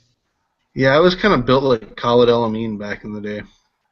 Who was the greatest prep basketball player in the state history of Minnesota? That is correct. Yeah. I went and watched him play his sophomore, junior, and senior year in the state championship. So you saw him play against Dave Yeager's younger brother. I may have. I don't remember. I mean, I just went there to watch the Polars. That was my only thing. Yeah, because they were pretty famous at that time. All right, I think we just spent 10 minutes not talking about baseball. What should we talk about next? Minor leagues? Yeah, let's talk about minor leagues. All right, well, let me start with the AAA scoreboard tonight, where the Rochester Red Wings lost 10-2 to Syracuse, and it was not a fun game to be part of, I'm sure. Scott Diamond has been a lot better of late, but tonight was not a good start for him. He gave up 7 runs on 9 hits and a walk in 3 in the third innings. ZRA now 7.51. Johan Pino went the next 3.2 and gave up 2 runs on 4 hits. He didn't walk anyone, but he struck out 5. Delos Guerra struck out 1 in a scoreless inning, and then Edgar Ibarra gave up 1 run on 3 hits in his inning. Not a good night for the Red Wings pitching. Offensively, Chris Herman was 2 for 4. He was the only player with multiple hit games. They had just 6 hits in the game, and of course he rakes when he's in Rochester. Chris Colabello, he was 1 for 4 in the game with a couple of strikeouts in his first game back. Chris Rawl did have a 2-run double that gave the Red Wings their win. To continue with the scoreboard, New Britain and Portland were playing up in Maine, and after 2 innings, the game was suspended due to wet grounds. It will be completed later, but Tomorrow. it wasn't a good day. Oh, it'll be completed tomorrow. Pat Dean didn't go so well. He went 1 1/3, and he was on the mound when the game was called. He had given up 5 runs on 6 hits and a walk, so he definitely struggled. Now, the other side of that, though, is the offense. They scored 5, but Danny Ortiz, he was 2 for 2 with a triple, and the big hit was a home run by Reynaldo Rodriguez, his 8th of the year, a 2-run shot. Brandon Waring had a double, so not a lot to talk about there, although I think we're going to talk about a couple of their players here very shortly. We'll get down to the Fort Myers. Yeah, go ahead. Just one thing.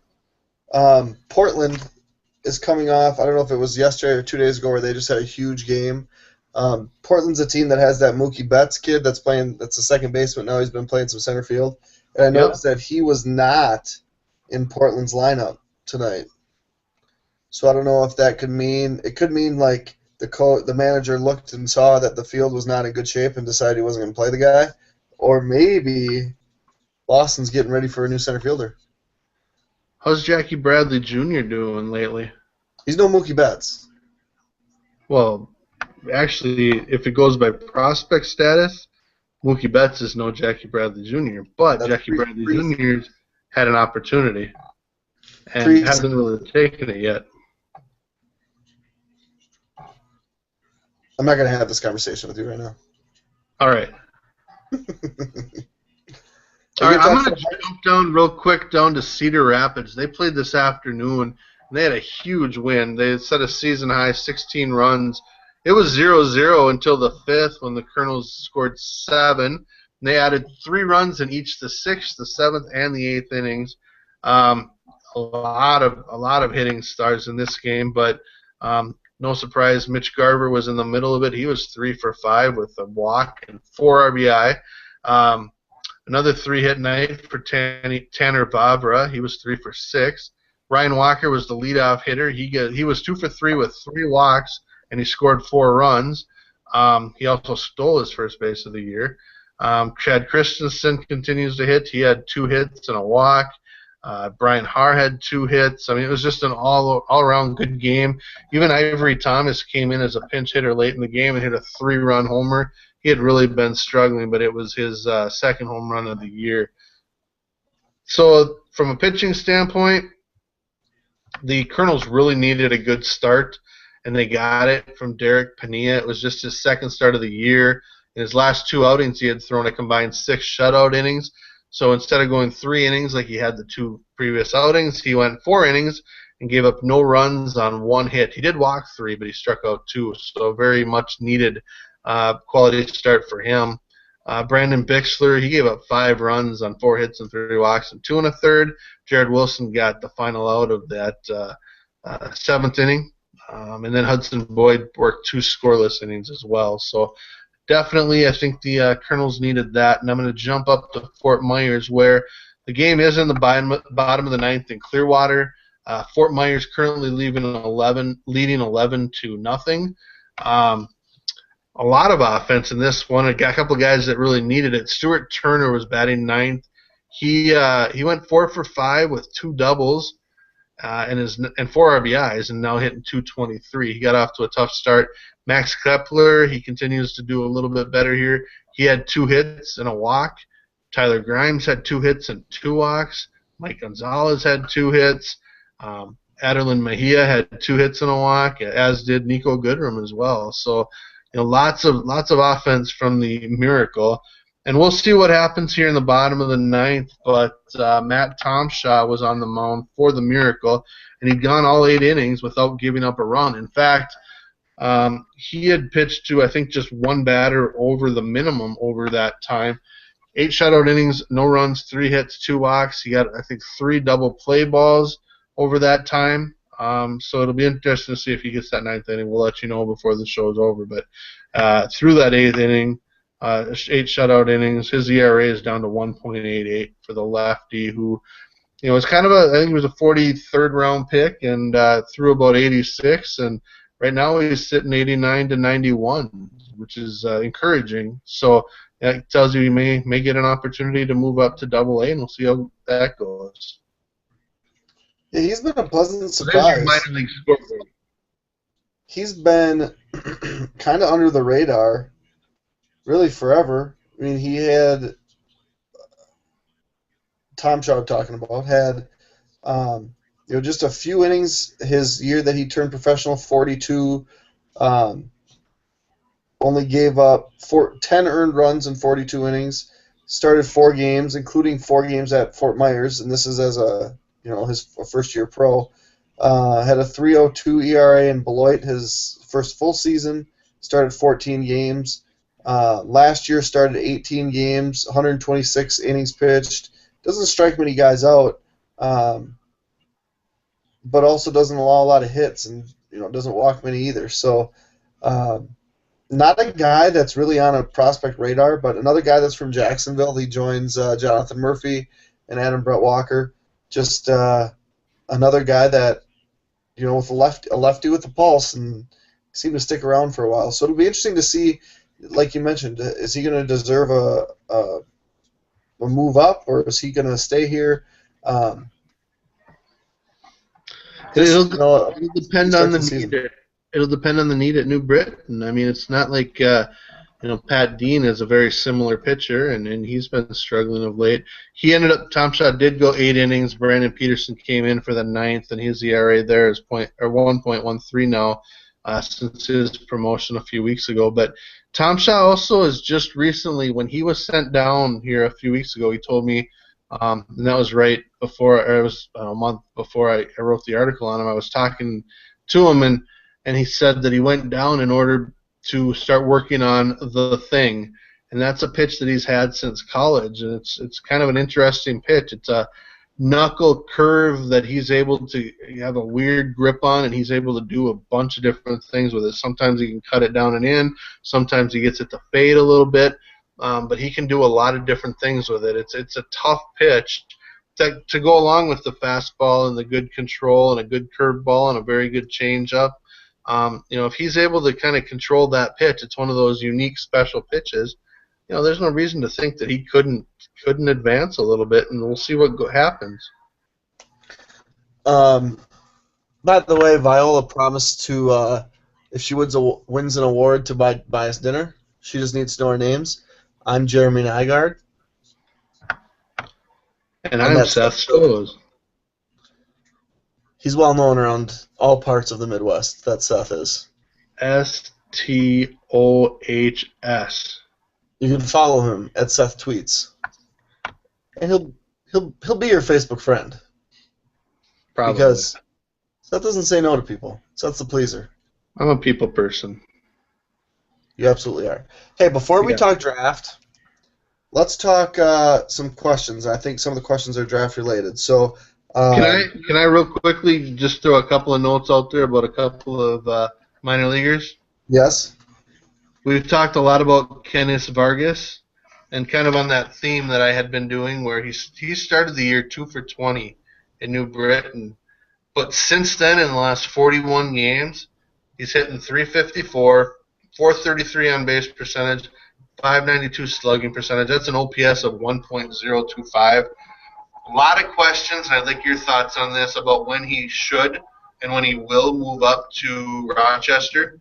Part of that question is because Brad Nelson is currently the first baseman most of the time at Rochester, although Chris Colabello will certainly be taking a lot of that playing time. But Brad Nelson is currently hitting 186 a month and a half, almost 2 months into the season. So there might be space there for Vargas, even with Colabello, because Vargas could DH. He's been good for about 5 weeks, or maybe even 6 weeks. At what point do you consider moving him up to Rochester? Not Not until after the 4th of July. And I'll tell you Okay. why. I'm not going to pull up all of his stats. Obviously, he made his full season debut at Beloit after serving a suspension. Last year was essentially his first full season. Got tired and struggled later in the year. And now has moved up to New Britain, where, yeah, he's adjusted great, but let's continue to let him have success, see the teams again. Now, you think about Sano last year and you think about Buxton last year, who both were deserving of promotions and didn't get them until late in June. Are they going to treat Vargas any differently and say, well, yeah, you've been great, so instead of letting you see the league a second time, we're just going to move you up to Rochester? Which, I don't know. I mean, I think, would you agree the biggest jump is AAA to the major leagues, but the second biggest jump would be from high A to AA? I would agree with that. So he's made this big jump. As long as he's having success, leave him there. And if the Twins want him from AA, that he could not necessarily him, but people can conceivably do that. So if you move him up to Rochester and all of a sudden he starts not playing well, now you've messed with the guy's confidence.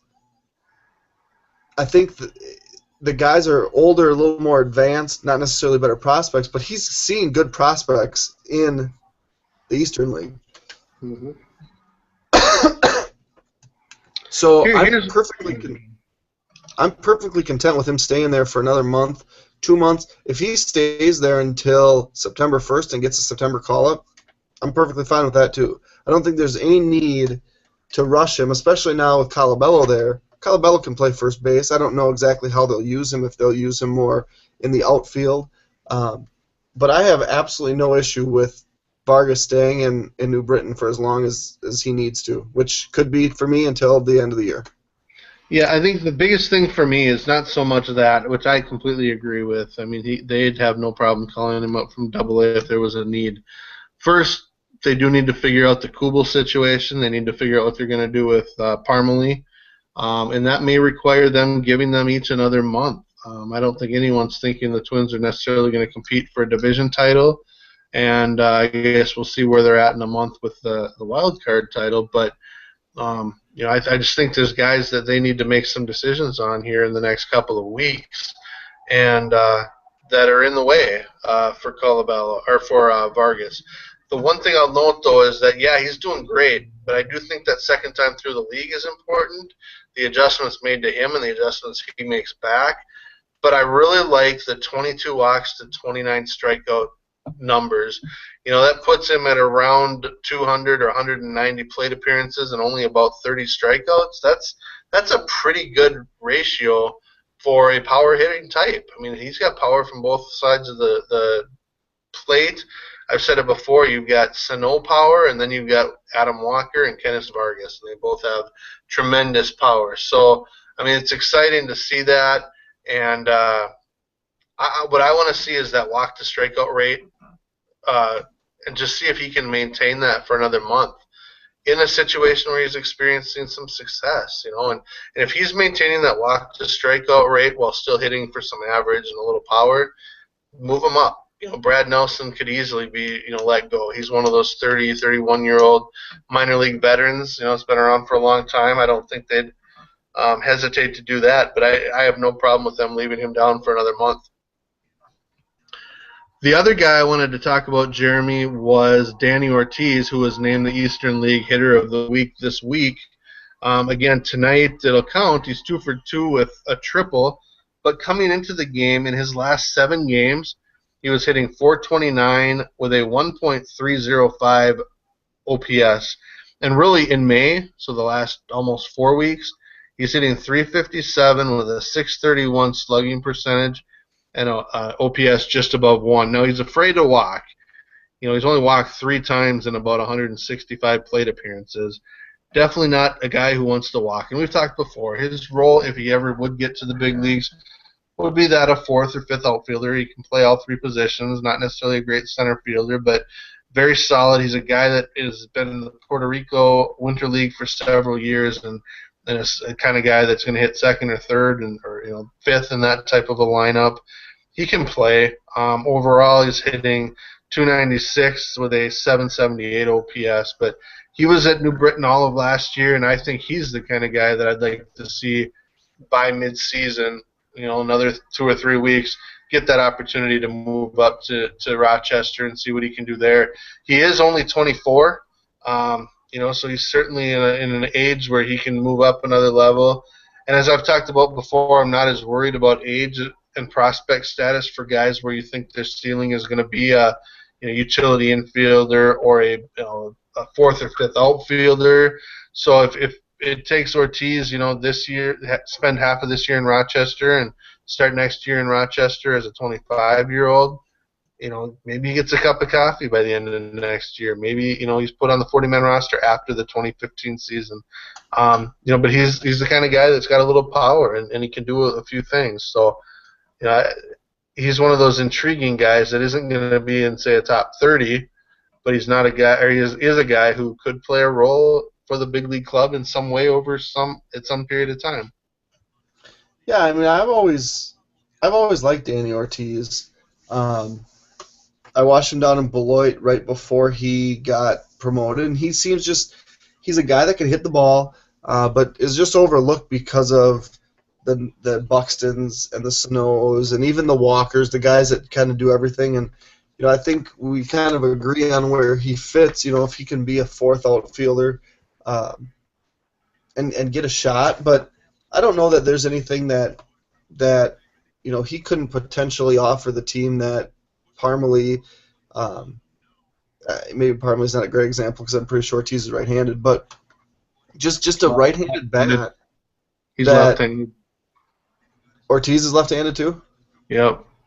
Oh, I don't see that. Then I don't see anything that he doesn't offer that he couldn't offer the Twins that Parmalee does. Maybe not right now, but instead of tying up a roster spot, a 40-man spot, to have a guy like that you could call up anytime, I'm perfectly all right with that. And I would like to see him get a shot at AAA because I think he's the type of guy that, he's not going to make the jump from AA because he's not a huge prospect, but he's a guy that could do his time and certainly be ready if the opportunity ever presents itself. Puerto Rican guy that can hit. I mean, what more do you want? Well, and the reality is he can play good defense at the corners. Parmalee's there for his bat, which we haven't seen much of. Ortiz could hit similarly. Not now, but, going forward, he possibly could. While playing good defense. So when he is put in there in late game situations, you're not going to be, or he might be the defensive guy you put in there late in games. So that could happen as well. So I guess one other move, a couple of different things, just real briefly to talk to. First of all, Chris Mazza was promoted to the Cedar Rapids Colonels from extended spring training. He missed quite a bit of time last year with a shoulder surgery. And to make room for him, Yorman Londa was put on the 7-day disabled list. I kind of wonder what's going to happen there. I know Maz is going to be in the bullpen, but what's going on with Felix Jorge, whose ERA is close to 10? I guess 9.99. I thought maybe Londa would be a guy who might get a chance, and maybe they might just be putting him on the disabled list, sending him to extended spring training to lengthen him out, to try to get him able to go a few more innings or something like that. That might be a possibility, but we'll see how that plays out. The other thing, Dallas Gallant, his 50-game suspension is over. He's been assigned to the Elizabethton Twins from Cedar Rapids, but in reality, he's just officially at extended spring training. So I think it'll be interesting to see what happens here. We've pretty much been told already that Eddie Rosario, his 50-game suspension is going to finish shortly. I think New Britain played their 51st game today. I'm not exactly sure where Fort Myers is, but I think we'll see Rosario likely play at least for a little while in Fort Myers.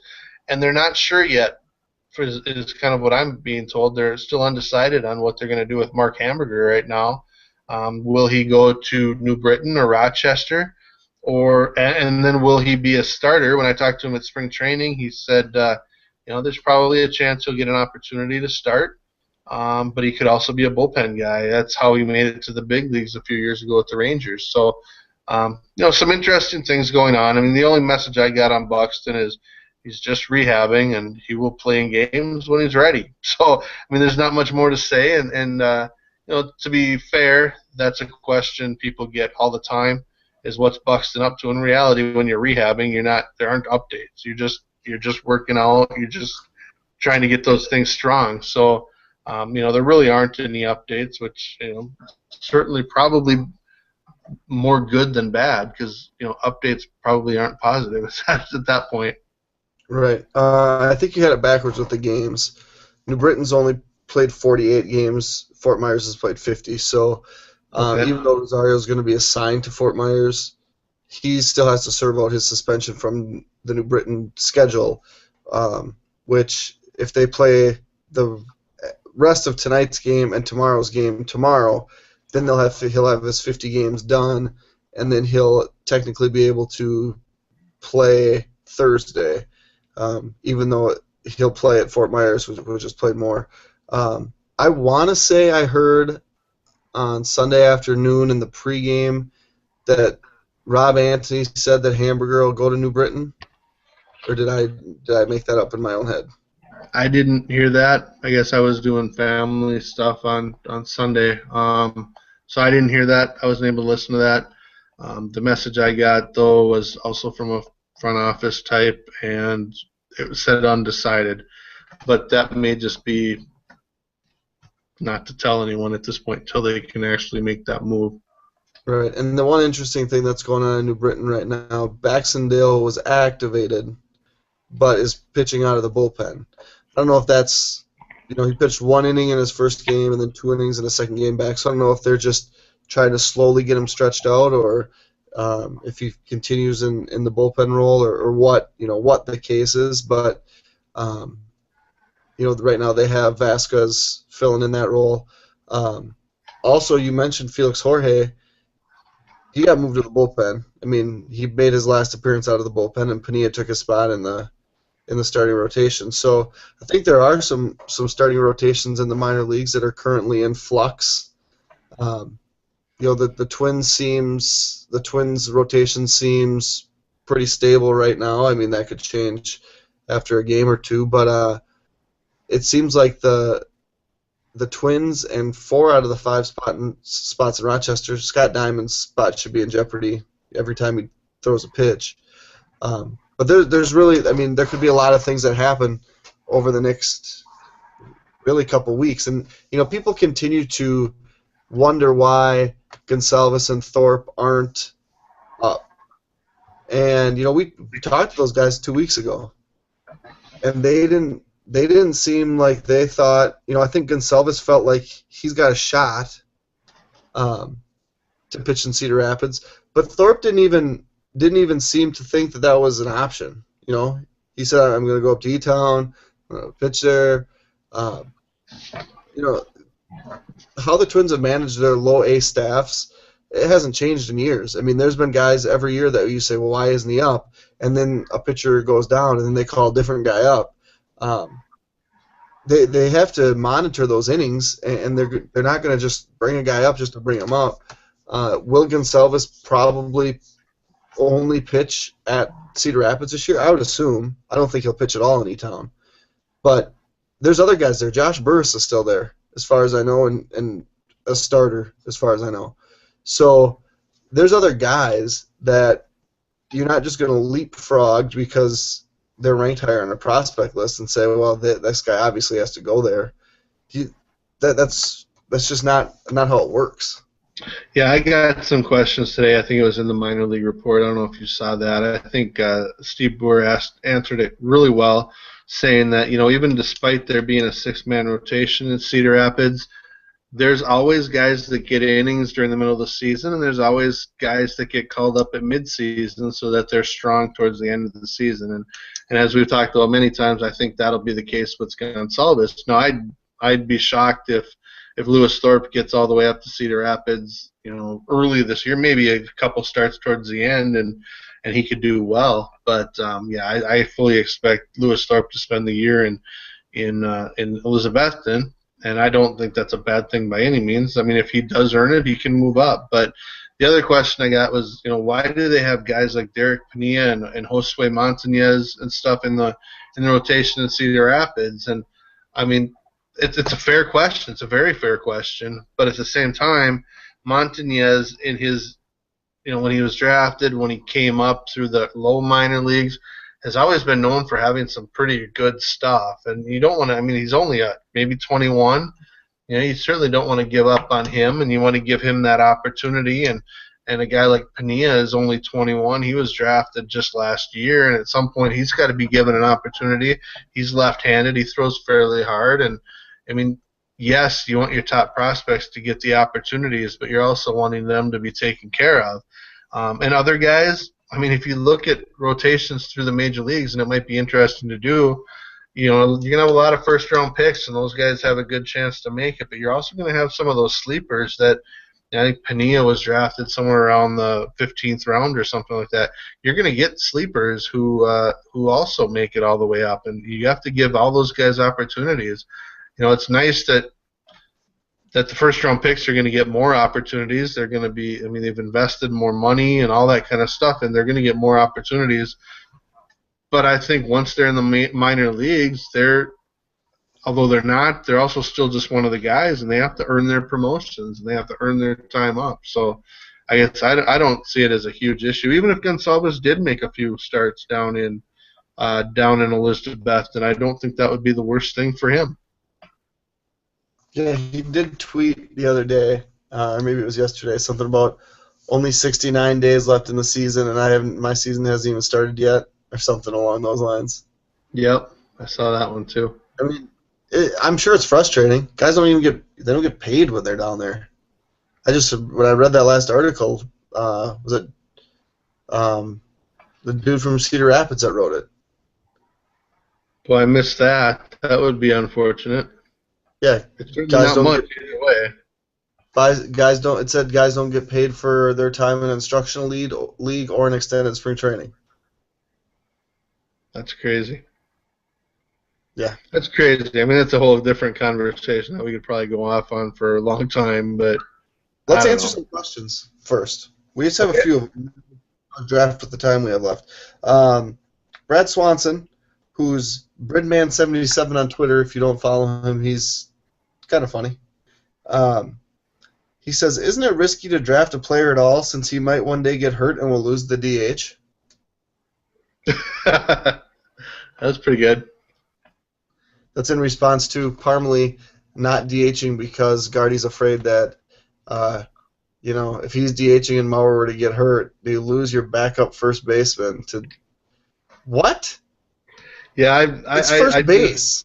I did a double take on that. I think they could find someone who can play some first base.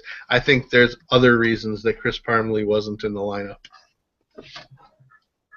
But because wasn't Parmalee in left field? Yep. So he was in left field. He was in the lineup. Right. What Gardy says, that's stupid. If you lose your backup first baseman or lose your starting first baseman, you move Plouffe to first base where he's played a couple games and put Nunez at third base where he's played a couple games. Yeah, I don't know. To me, that was one of those lines that he probably threw out there just to come up with an answer for the guys that kept asking questions. I mean, there's no reason to be worried about that. There's plenty of options. So I'm assuming it was not a misquote, but just something that just came out. If Gardy literally, if he was serious about that, I bet you he gets in his vehicle and checks the back seat.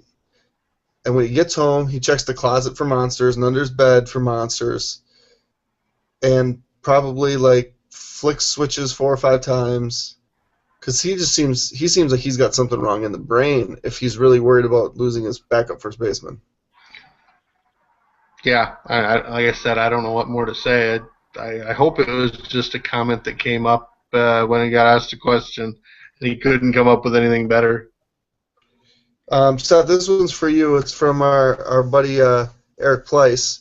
He wants to know the best draft, MGD or Pabst. MGD.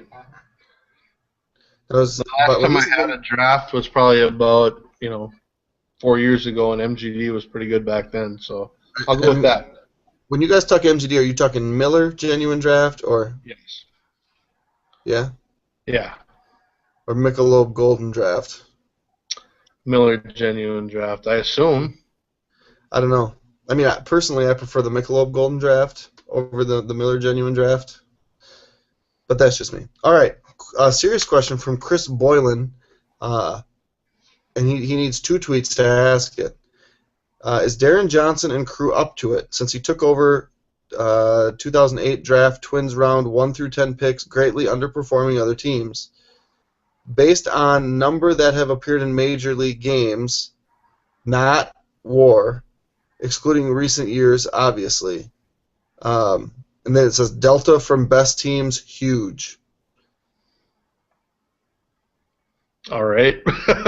I don't know. I mean, the draft is a crapshoot in some ways, and obviously But I the think, Twins need to be good at it because they're mid-market as opposed to the big market, and they don't really generally until this last few years dive into the free agency market a whole lot. So they do need to be good at it. Um, I mean, Darren Johnson gets the credit or the blame, hopefully. Actually, he probably doesn't. I think the general manager often gets the credit or the blame for the draft, and then Darren Johnson's involved in that. But they've got cross checkers, and they've got a ton of regional scouts and local scouts, and I mean it's a big effort, and Mike Radcliffe's obviously very instrumental in that as well. There's a lot of decision makers that go into the draft, and I mean, you can exclude whatever you want, but I think we'd all agree that Cole Stewart and Byron Buxton have been pretty good picks. I think we were all thrilled when the Twins got Kyle Gibson, where they got him. Ben Revere, for what he is as a player, they got a couple of pretty good years of him, and then we're able to get two pitchers for him, one who still could be pretty good. I'm trying to think of who else. I mean, Alex Wimmers, that's one of those injury things. You can't predict that. When he was drafted, he was a pretty sure thing, to be a mid-rotation guy. So I have no problem with that when you draft it at the back end. Levi Michael has certainly to this point not been very good as a pick, but I keep going back to, there's a lot of experts out there when it comes to drafts and mock drafts and rankings of players, the top 50 high school, the top 50 college, top from states and things like that. Keith Law is a name that I think a lot of our listeners and a lot of our readers at Twins Daily, almost believe whatever he says is truth. Let's not forget Keith Law had Levi Michael ranked something like 15th in that draft, and the Twins got him at 30. So, I mean, it's definitely an inexact science, and you're trying to find out what you can about all these guys. And 2008 is enough time in some cases, but injuries have affected a few of those guys, and so I think you need more time. And I'm not trying to make excuses, but I just think there's so many hands that are involved in that, and you know it as well or better than I do. You've discussed things with a lot of these guys, with a lot of the scouts and those types as well. So you know what goes into it and how much of an inexact science it is. right, and I guess when you're hitting when you're drafting at the back end of the first round, the success rate is not as great. And granted, now they're drafting higher. You should hit on those guys. But when you start getting into the basically pick 20 and on, who knows? I mean, there's been some really, really bad picks in the top 5 even. So, obviously, I want to say Johnson's had all but, Michael and Wimmers have made it to the pros as first-round picks. but there's been a lot of injuries, and I think that one year when they took all the power arms, Tootle and Bayshore, that really hurt. I mean, that whole draft, and then Shooter Hunt and Gutierrez. I mean, there's been a lot of picks that were just bad picks, and it's hard, Go ahead. No, I was just gonna say, injury affected a lot of those. I mean, there was not certainty on guys like Gutierrez or Hunt, but so often we as fans think, the college pitcher is a quote unquote sure thing, especially if they've had success. And Gutierrez had success, and Shooter Hunt had success, and Bayshore was throwing 97, and Tootle was the guy that could have moved up quickly, and Billy Bullock. And I mean, that was the year of Gibson too, and Wimmers the next year. So, I mean, to me, there's a lot of bad luck in that. I mean, the philosophy is let's draft these college guys early and let's move them up pretty quick and have some power arms. That was a strategy that I think we believed in, and I would think a lot of the fans listening and fans would agree with as well. But you can't predict Tommy John. I mean, like we talked about before, to me, that's a coin toss of if they're going to have it or not, or how they respond from it. And it's been frustrating, but I just have a hard time disagreeing with a lot of the picks on an individual basis, and to me, that's how you have to look at it. Right. Last Twitter question we got from Luke Williamson. He says, with the draft coming up, how intrigued are you by Aaron Nola due to combination of stuff and command? I love Aaron Nola. Yeah. I mean, he's one of those guys, and that was the comment that I made to both John and Aaron on Sunday too. He's one of those guys that when you first hear about him, you're like, meh. And then the more you learn about him, the more he's someone that you can go with. And I'm not gonna spoil things because I'm releasing Twins Daily Mock Draft 2.0. It'll go live in about 24 hours, a little less than 24 hours. I think you'll see what I think about Aaron Nola to the Twins without spoiling anything. Seth, what do you think?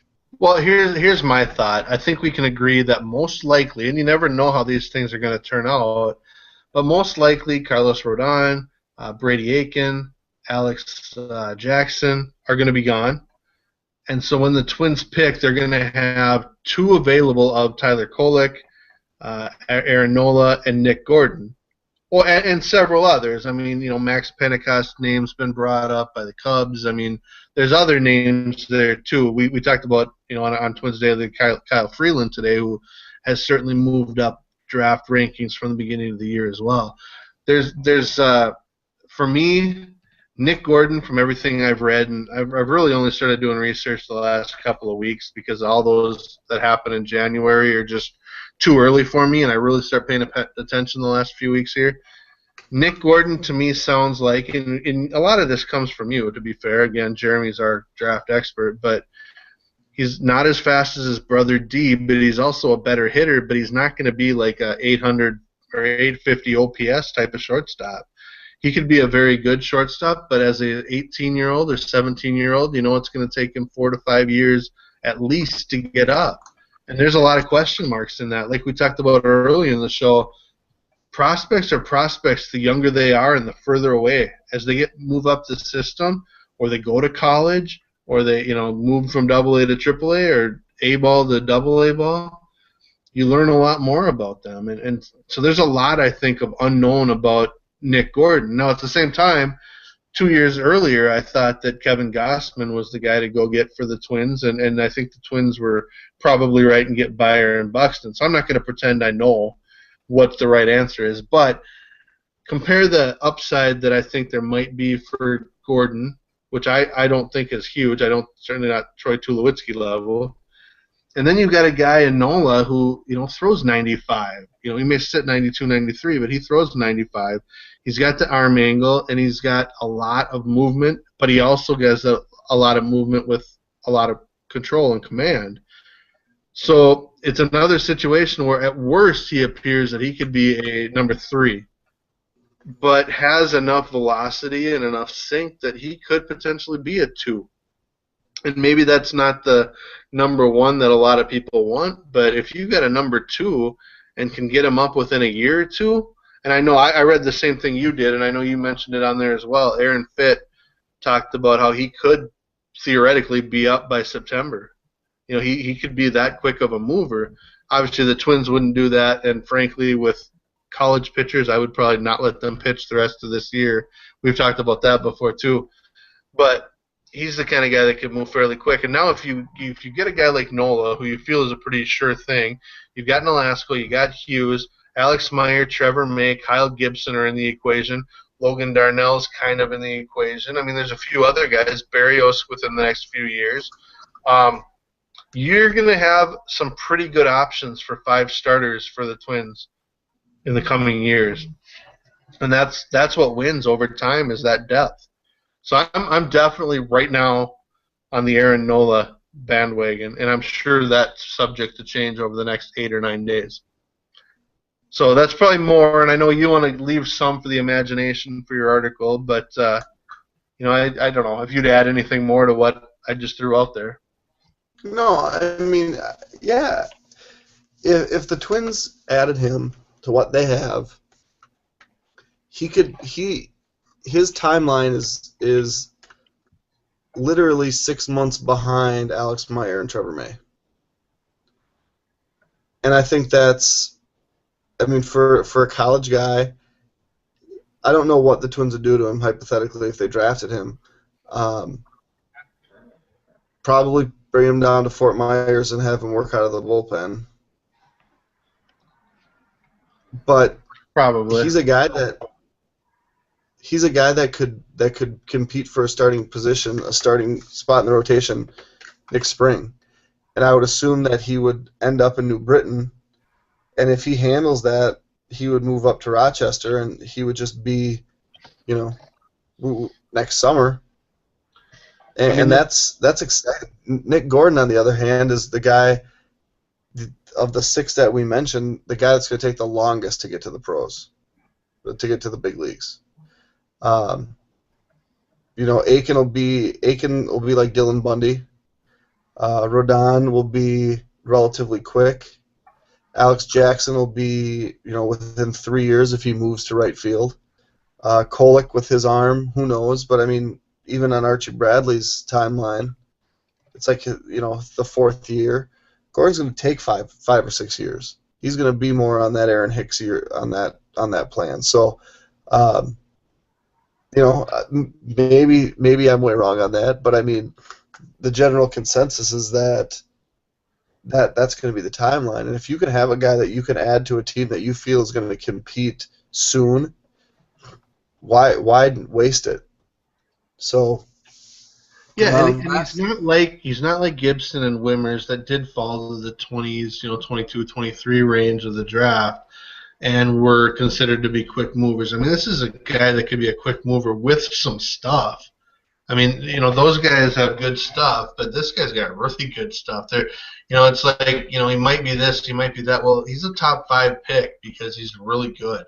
I mean, yeah, they don't all work. But the other thing about Gordon is, I think it's important to note that just because it would potentially be a 5 or 6 year timeline with him does not mean he shouldn't be taken in the 4, 5, 6, 7, 8 range of the draft. I mean, that's not unusual, and it speaks to his upside. I'm not convinced his upside is exciting enough to back away from a guy who has number 2 potential that could be up in less than a year or something like that.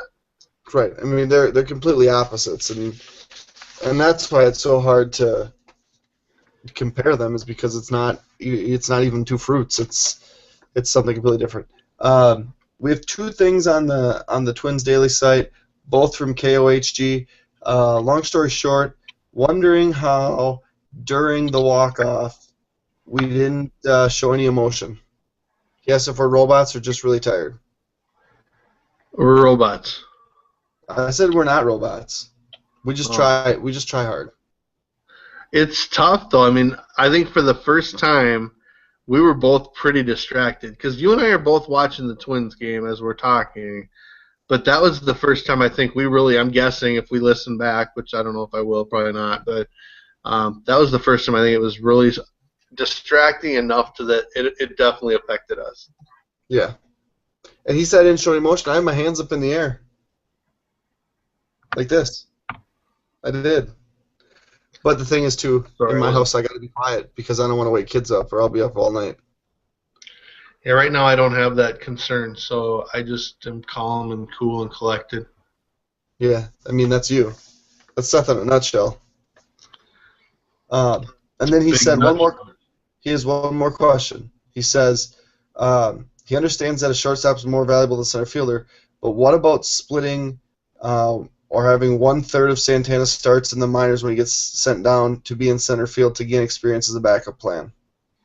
I have no problem with that. I mean, I don't know how you feel about that, but we don't know what's going to happen. So I certainly think that it makes sense to have him out there. It's never bad to have that second position. Especially with if Byron Buxton was healthy. First of all, we don't know that he'd be out at New Britain. I assume he'd still be at New Britain. This year we don't know. I mean, for the rest of the year, it's probably going to be Hicks and Santana in center, and he needs to get some time out there because you want him to be at least adequate. And even going forward, you just don't know what's going to happen. I mean, maybe in 2 years from now, Hicks isn't around and Buxton is your center fielder, and he goes on the 15-day disabled list with some minor injury, and you need someone to play there, and maybe that's his opportunity. So I definitely believe in having options, but at the same time, shortstop, and you got to have guys who can play there and make the plays. Next week we'll talk draft. We'll wrap up the Twins and the affiliates, but I think the focus will probably be on the draft. And then a week from Thursday, we'll have a special hangout, 1-hour hangout from 6 until 7 p.m.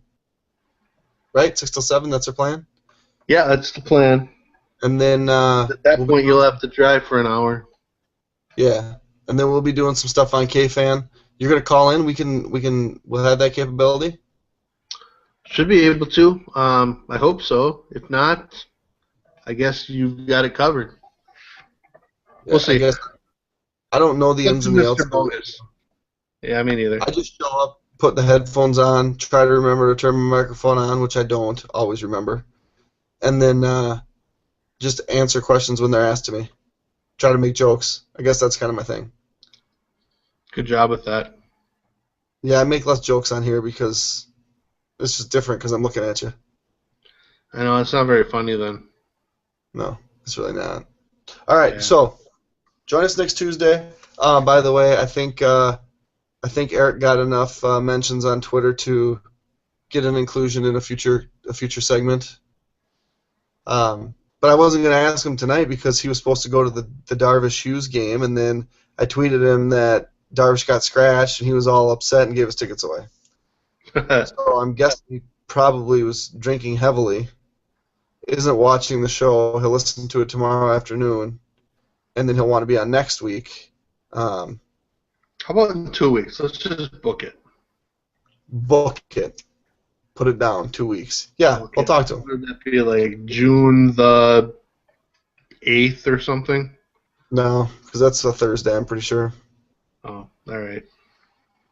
I could be wrong. I really don't know. Lots going on at Twins Daily. Lots of draft stuff. Jeremy's stuff will be there soon.